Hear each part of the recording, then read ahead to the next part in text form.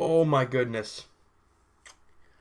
That was a beautiful, beautiful performance by the Raptors. I mean, we said last game against Denver, we saw a great game against Portland, and then they play like that against Denver, and they come out tonight against the really tough Utah Jazz, a very good defensive ball club, and get the dub 109-100. Now, the key to this, the Utah Jazz are a very good 5-on-5 team, as in, when they have their defense set, they're a very good, hard team to play against. But the Raptors dictated the pace of this game. Why? They got out and they were booking it. They were running, not letting Utah get set. I don't know how many, fast break points. I don't know how many really great opportunities the Raptors had early on in this game. And the shooting was unbelievable. Let's talk about this. First off, 54% from the field.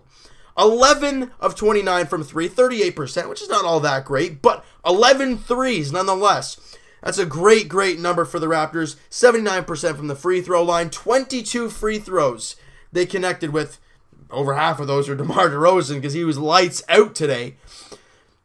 19 assists, and they out-rebounded the Utah Jazz 39-33. But really, everybody chipped into this game to get the win. Let's start right away. Serge Ibaka, he knocked down a couple threes early, 10 points, 5 boards. He was 2 of 5 from 3. Norman Powell, this is beautiful. This is gorgeous. 15 points for Norm. 5 of 7 shooting. He knocked down 2 of 4 from 3. He was 3 of 4 from the free throw line. Just a beautiful night for Norman Powell. That is great to see from Raptor fans, especially since CJ Miles was out because he wasn't feeling too well today. That's great. JV, he only played 21 minutes, but the thing is, when he was in there, that guy, especially late in the game, he was grabbing rebounds left and right, and, ended up with 6 points, 9 rebounds, ended up fouling out. It was 2 of 5 from the field as well. But again, rebounding against Rudy Gobert, you got to find a way to do so, and he did late in that game. A great job for JV. Kyle Lowry, as we've been saying, his shot has not been 100% falling as of late. However, today was very good. 6 of 11 for 54%, 3 of 6 shooting. And the thing about Kyle Lowry, he's going to give you hard work everywhere. He only had 15 points, but he had 4 rebounds and 10 assists. That's right, another double-double for Kyle Lowry, getting his team involved, really working the ball nicely. I thought Kyle was fantastic today. I was really impressed with him. But the man of the game, after a 10-point performance against the Denver Nuggets, DeMar DeRozan comes out and throws up 37. 6 boards, a couple assists, and get this, 3 of 6 from 3. He made 3 threes in this game. 1 was a 4-point play. What? I love it.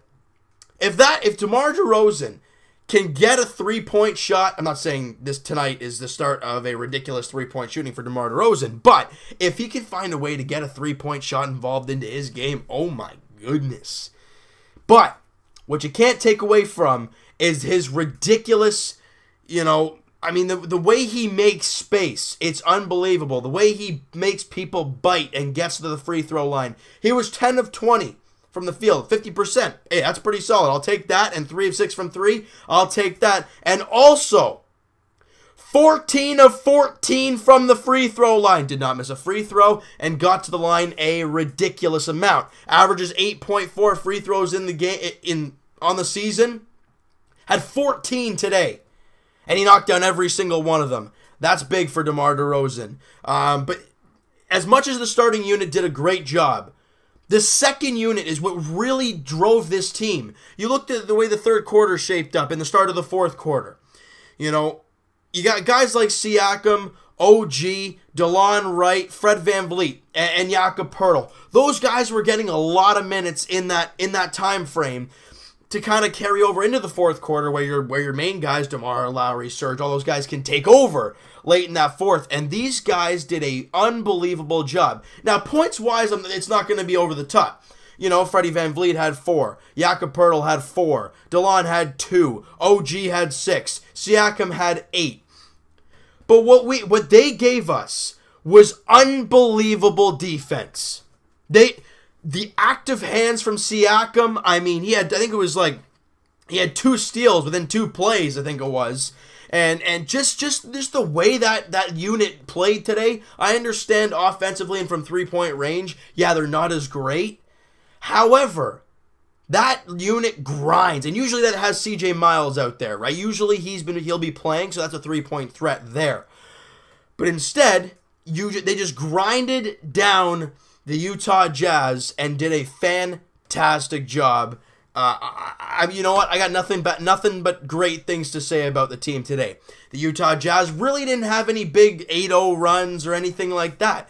Whatever run they had, the Raptors fought them right back and got like an 8-0 run themselves. The Raptors did a great job weathering any storm the Utah Jazz threw at them.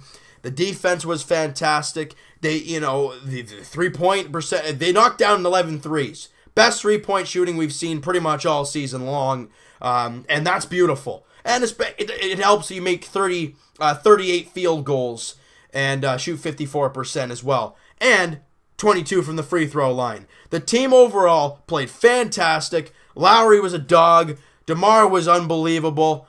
And I gotta say, I don't want to go back to Denver because you play a great game against Portland. You head to Denver, Mile High City, elevation's all messed up. You get your butt wiped. You leave the elevation, you head to Utah. You play an unbelievable game against Utah and get the win. Now, the great thing is about that, you end the road trip on a 3-3 note. You come home, you're 5-3. Problem, you're facing the Washington Wizards, and I don't know why I swear I had tickets for the Washington Wizards game, but I do not, which is upsetting. It's later in the month. I think it's the Charlotte Hornets I'm going to be seeing. That's that game. So I apologize for telling you guys that and kind of not lying to you guys, but just giving you guys false information. But you know what? We can all go to sleep with a smile on our face tonight. Why?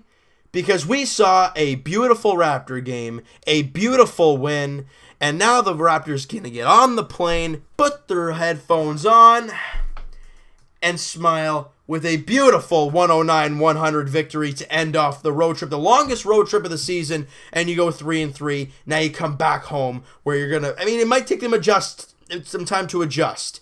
They've been on the road for so long, and now you got to come home and play, not tomorrow, but the next day. If you had a couple days off, you might be all right. But it's just one day off, and then bang, you're facing Washington. So it might be a tricky game on Sunday. It's a 6 p.m. tip-off. I'm pumped. I'm really proud of the Raptors in this game. I'm really proud of how they played.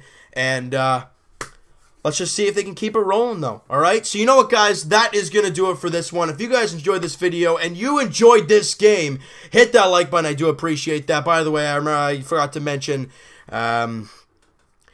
JV dunking on Rudy Gobert. Just had to throw that in there a little bit. If I missed anything else, let me know in the comments. Hit the subscribe button if you guys have not already. Like I said, comment down below if I missed anything. What'd you guys think of the game? Who'd you really like in this game? And they did very well without CJ Miles, if you ask me. But I'd still like another couple shooters on this team. Even though they've shot the ball very well today, I'd still like a couple more shooters. But they got the win today. They shot the ball well. That's what matters. Let's enjoy it today and tomorrow and go into Sunday focusing on the Wizards, all right? So we'll talk to you guys tomorrow night, Leafs edition, as they're Be quiet. They're taking on the St. Louis Blues in their final game of the road trip. They need to get home. If the Leafs can find a way to win that game against St. Louis, hallelujah. And then they can come home and face Vegas and actually not take a day off against Vegas, but just relax a little bit because you're home now. Don't take it easy on Vegas, but you're at home. You sleep in your own bed. You're not on the road anymore. You don't have to face these juggernaut Western Conference teams. And we'll also talk to you guys Raptors edition like we've been talking about. Raptors Wizards! Sunday evening, 6 p.m. tip-off. Let's go 2 in a row. Get back. Keep playing well. No stupid elevation at the Air Canada Center. So hopefully good things for the Raptors. We'll talk to you guys then, hoping for another win. And oh baby, let's get it going. Washington Wizards, Toronto Raptors. Let's get it done. We'll talk to you guys then.